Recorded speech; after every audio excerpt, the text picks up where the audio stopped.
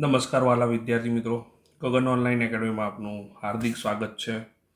તો વિદ્યાર્થી મિત્રો, અત્યાર સુધી આપણે લિબર્ટી પેપર સેટ જે છે 2026 એના 1 થી 7 પ્રશ્નપત્ર ગણિત બેઝિકના સોલ્યુશન કરી નાખેલા છે. વિદ્યાર્થી મિત્રો, બેઝિક હોય કે સ્ટાન્ડર્ડ આપણે બધાનું સોલ્યુશન કરવાનું જ છે. એટલે કોઈ એવું વિચારવાનું નહીં કે ભાઈ બેઝિકનું છે તો સ્ટાન્ડર્ડનું ના થાય ને સ્ટાન્ડર્ડનું ના હોય તો બેઝિકનું ના થાય. પ્રશ્નો તો સરખા પૂછાઈ શકે ને વિદ્યાર્થી મિત્રો. ચોપડી તો એક જ છે, તો બધા વિડીયો જોવાના છે. ઓકે, તો વિદ્યાર્થી મિત્રો મોડું ન કરતાં શરૂ કરીએ. પરંતુ એના પહેલાં ઘણા બધા વિદ્યાર્થી મિત્રો એવા છે કે જે ચેનલ ઉપર જોવા તો આવે છે પણ સબસ્ક્રાઈબ નથી કરતા. તો ખાસ વિદ્યાર્થી મિત્રો, તમને બધાને વિનંતી છે, સબસ્ક્રાઈબ કરજો ચેનલ.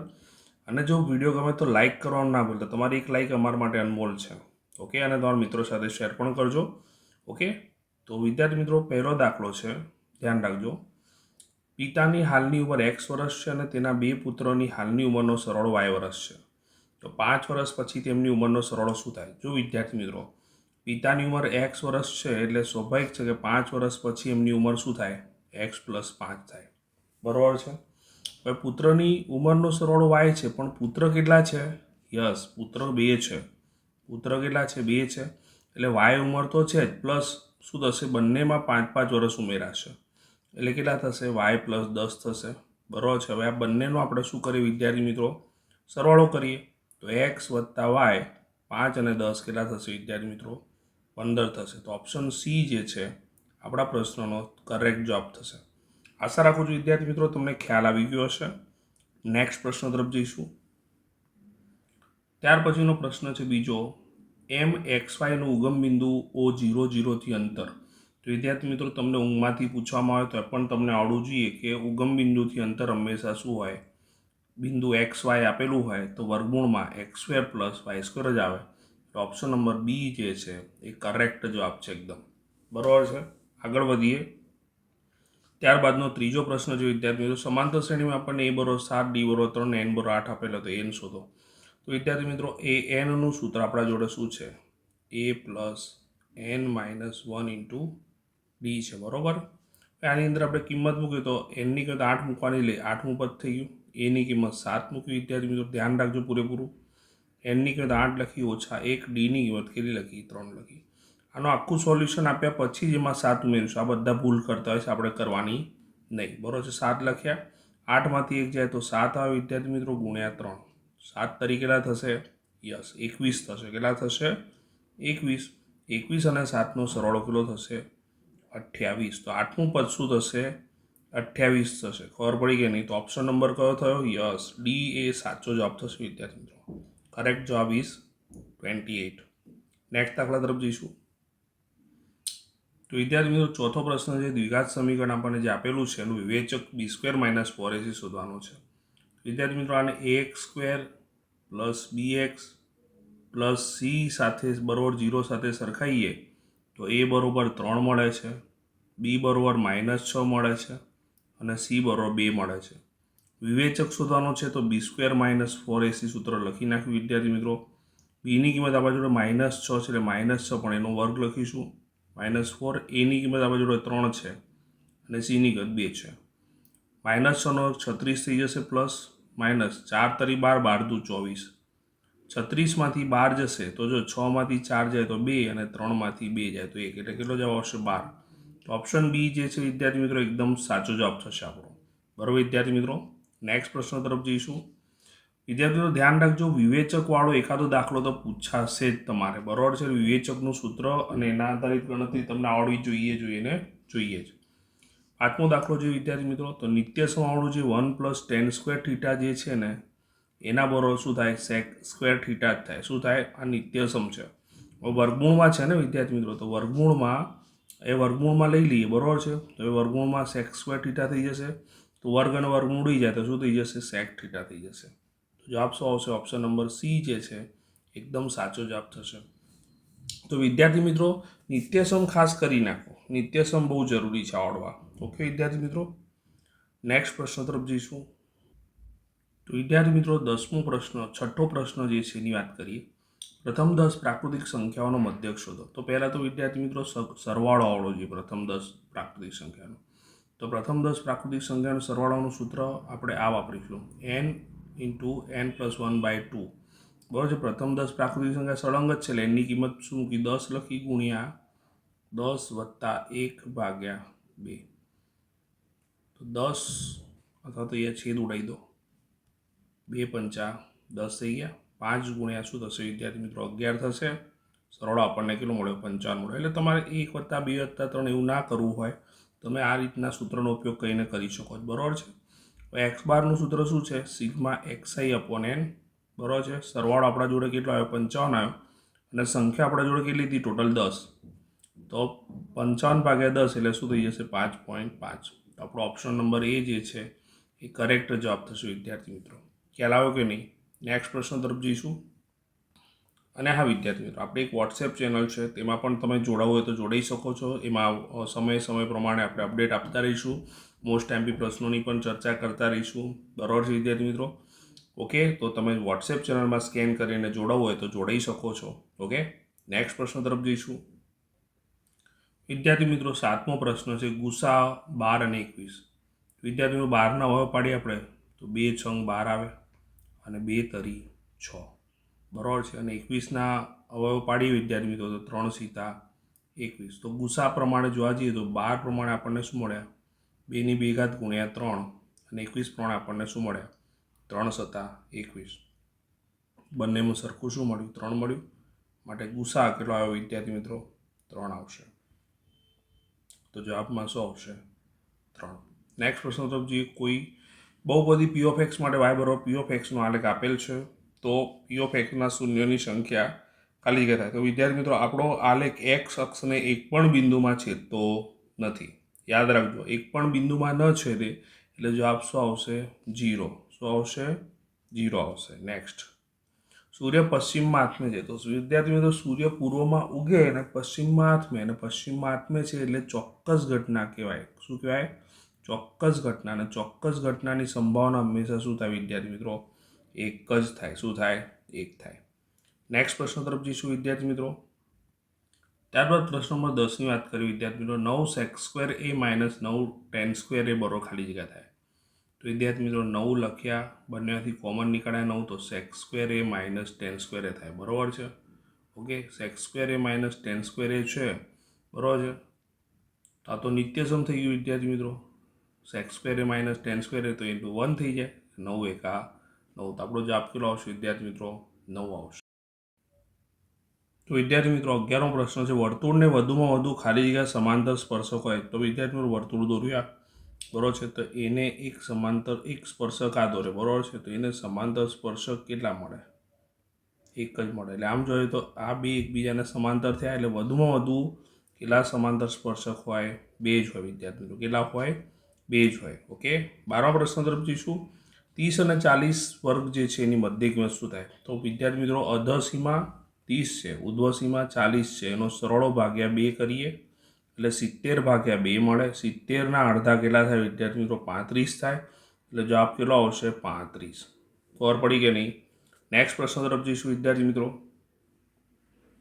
તો વિદ્યાર્થી મિત્રો ખરા છે કે ખોટા તે ચકાસવાના છે. તો 13મો પ્રશ્ન છે વર્ગમૂળમાં 4 + 3 જે છે એ સમય સંખ્યા. તો 4નું વર્ગમૂળ 2 થઈ જાય 2 + 3 5 થાય અને 5 એ સમય સંખ્યા જ થાય વિદ્યાર્થી મિત્રો. માટે વિધાન તદ્દન શું છે સાચું છે. વર્ગમૂળમાં 3x બરોબર +5 એ સુરેખ બહુપદી છે. તો xની ઘાત જે છે વિદ્યાર્થી મિત્રો કંઈ નથી એટલે 1 કહેવાય અને 1 ઘાત એટલે સુરેખ બહુપદી જ કહેવાય. માટે વિધાન શું છે તદ્દન સાચું છે. બરાબર છે વિદ્યાર્થી મિત્રો. તો 14મું અને 13મું તમને ખ્યાલ આવી ગયો હશે. 15મા પ્રશ્ન તરફ જઈએ. 2 અંકોની સંખ્યામાં એકમનો અંક x+1 છે અને દશકનો અંક x-1 છે. તો આપણે તે સંખ્યા શોધાય. તો કોઈ પણ સંખ્યા જે છે મૂળ સંખ્યાની વાત કરી વિદ્યાર્થી મિત્રો તેમાં શું થાય યાદ રાખજો 10 ગુણ્યા દશકનો અંક થાય 10 ગુણ્યા દશકનો અંક બરાબર છે વત્તા એકમનો અંક આવે. શું આવે? એકમનો અંક. બરાબર, ધ્યાન રાખજો એકમનો અંક.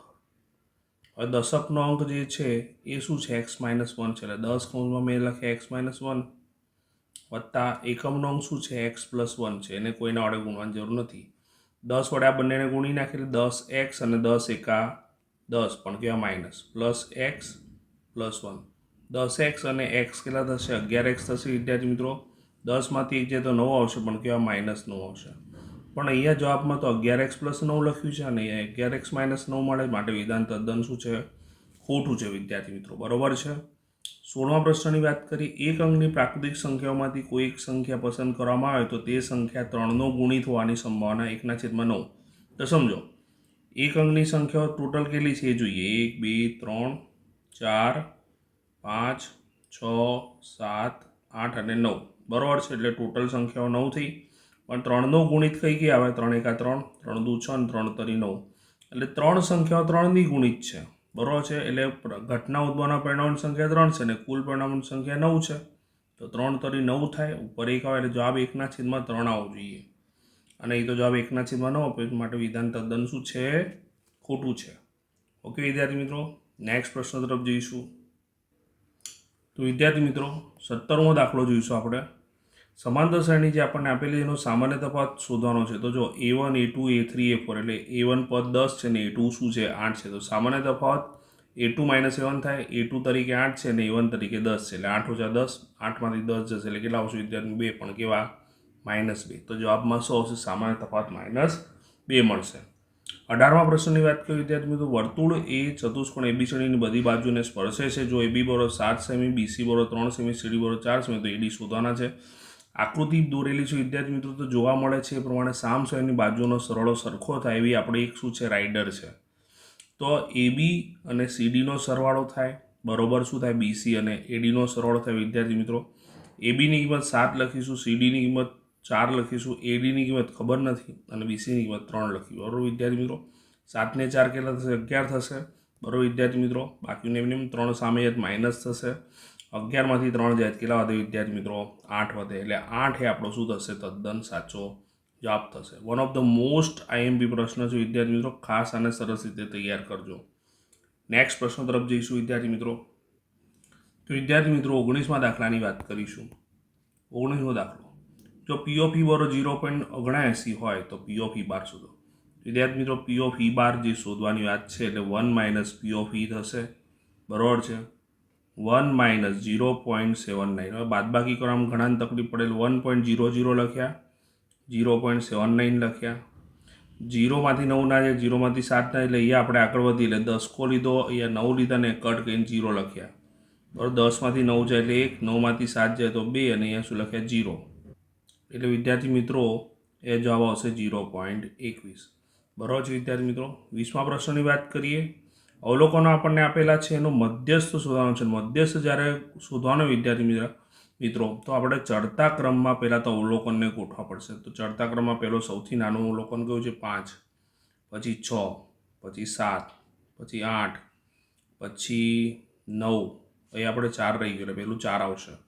4 5 6 7 8 9 અને છેલ્લે આવ્યું 17. બરાબર છે વિદ્યાર્થી મિત્રો. તો જો બરોબર, જો 4 17 5 9 6 8, બરોબર વચ્ચે કયું આવ્યું? 7 આવ્યું ને વિદ્યાર્થી મિત્રો.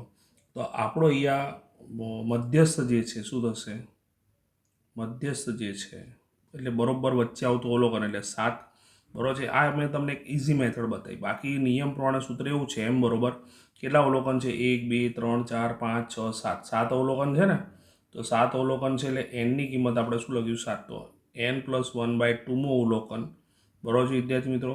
આમાં એનની કિંમત 7 મૂકો એટલે 7 + 1/2મું અવલોકન. આ મેથડ કહેવાય. બરોબર છે. 8/2મું અવલોકન. બરોબર વિદ્યાર્થી મિત્રો. એટલે ચોથું અવલોકન. તો ચોથું અવલોકન કયું થયું? હવે જુઓ, ચોથું અવલોકન ચડતા ક્રમમાં ગોઠવ્યું તો 1 2 3 4. તો એમાં પણ જવાબ 7 જ મળ્યો. તો ગણતરી કરો તો એ પણ સાચું છે અને લોજિકલી વિચારો તો એ પણ સાચું છે. બરોબર વચ્ચે આવતું અવલોકન એ જ આપણો મધ્યસ્થ કહેવાય. ઓકે વિદ્યાર્થી મિત્રો, નેક્સ્ટ પ્રશ્ન તરફ જઈશું. તો વિદ્યાર્થી મિત્રો, જોડકા જોડો. 21મા પ્રશ્નની વાત કરીએ તો શંકુની કુલ સપાટીનું સૂત્ર બધા મોઢે કહી નાખવાના વિદ્યાર્થી મિત્રો. તો શંકુ છે, બરાબર છે વિદ્યાર્થી મિત્રો. તો શંકુની વક્ર સપાટીનું ક્ષેત્રફળ આપણે જાણીએ છીએ πr/l અને કુલ સપાટી કીધી એટલે પાયો પણ આવે અને પાયો શું છે? πr² છે. આ બંનેનો સરવાળો કરીએ તો બંનેથી πr કોમન નીકળી જાય એટલે શું રહેશે વિદ્યાર્થી મિત્રો? l + r. એવું સૂત્ર કયું છે? યસ, સી વાળું સૂત્ર આપણું સાચું છે. તો સી, πr l + r. હવે આગળ વધી જે બંધ અર્ધગોળાની કુલ સપાટીનું ક્ષેત્રફળ. તો જો વિદ્યાર્થી મિત્રો, અર્ધગોળો ખરી પણ કેવો બંધ? તો અર્ધગોળાનું સૂત્ર આપણે જાણીએ છીએ 2πr². પણ એ બંધ હોય તો બંધ એટલે ફરીથી પાય આર સ્ક્વેર આવ્યું વિદ્યાર્થી મિત્રો. એટલે 2 પાય આર સ્ક્વેર અને પાય આર સ્ક્વેર કેટલા થઈ જાય? 3 પાય આર સ્ક્વેર થઈ જાય. તો જવાબની અંદર શું આવશે વિદ્યાર્થી મિત્રો? એ આવશે. તો એ લખીશું 3 પાય આર સ્ક્વેર. આશા રાખું છું વિદ્યાર્થી મિત્રો તમને સોલ્યુશનમાં પૂરેપૂરો ખ્યાલ આવી ગયો હશે. સરસ રીતે આનું રિવિઝન કરો. ચેનલ પર નવા હો તો ચેનલને ખાસ સબસ્ક્રાઈબ કરજો. તમારું એક લાઇક અમારા માટે બહુ ઇમ્પોર્ટન્ટ છે. લાઇક કરવાનું તો ખાસ ભૂલતા નહીં વિદ્યાર્થી મિત્રો. એક તમારે બટન જ દાબવાનું છે. નેક્સ્ટ પ્રશ્ન તરફ જઈશું વિદ્યાર્થી મિત્રો. તો પ્રશ્ન એવો છે વર્તુળનું ક્ષેત્રફળ. તો વર્તુળનું ક્ષેત્રફળ આપણે જાણીએ છીએ વિદ્યાર્થી મિત્રો, બેક ટુ બેક ઘણીવાર પૂછાઈ ગયેલું છે. તો સી પાય આર સ્ક્વેર. લઘુચાપની લંબાઈનું સૂત્ર પણ આપણને ઊંઘમાંથી પૂછે તો આવડવું જોઈએ. એ પાય આર થીટા અપોન 180. તો વિદ્યાર્થી મિત્રો આપણા જે ચેપ્ટર નંબર 11 અને 12 છે એના ખાસ સૂત્ર મોઢે કહી નાખો. સૂત્ર મોઢે કરશો તો એ પણ તમારા 4 માર્ક્સ ક્યાંય પણ જશે નહીં. તો સરસ રીતે પ્રિપેરેશન કરો. ઓકે, બધાને પરીક્ષાની ખૂબ ખૂબ શુભકામનાઓ. ચેનલ પર નવા છો ચેનલને ખાસ સબસ્ક્રાઈબ કરી નાખજો. ઓકે વિદ્યાર્થી મિત્રો, અને તમારા મિત્રો સાથે શેર પણ કરજો. વિડીયો ગમે તો લાઇક કરવાનું ભૂલતા નહીં. All the best of luck. Bye bye.